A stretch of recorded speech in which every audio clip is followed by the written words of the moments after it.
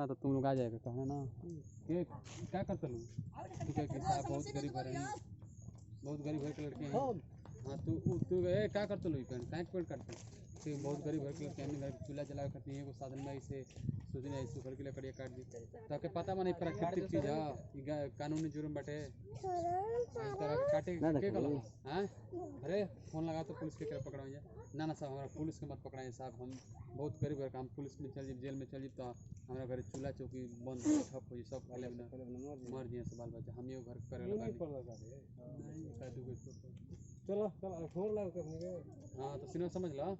तो कहे कि ना ना ना हमने के पकड़ा के तो पेड़ को काट दे तू ना पेड़ काट ले गलू ना ना हम तो खाली सूखा लकड़ी जोन बैठे तो उन्हें काटे गए तो है ना एक के बाइक नहीं बोल के इन तीन जना के रुक बोले के बा समझ गए ना तीन जना के दो जना तीन जना में मारेगी भी तुम लोग मरोगे मर जाओगे काट देगी तो उनको वो बोले मतलब काम करना पड़ेगा क्या खाता है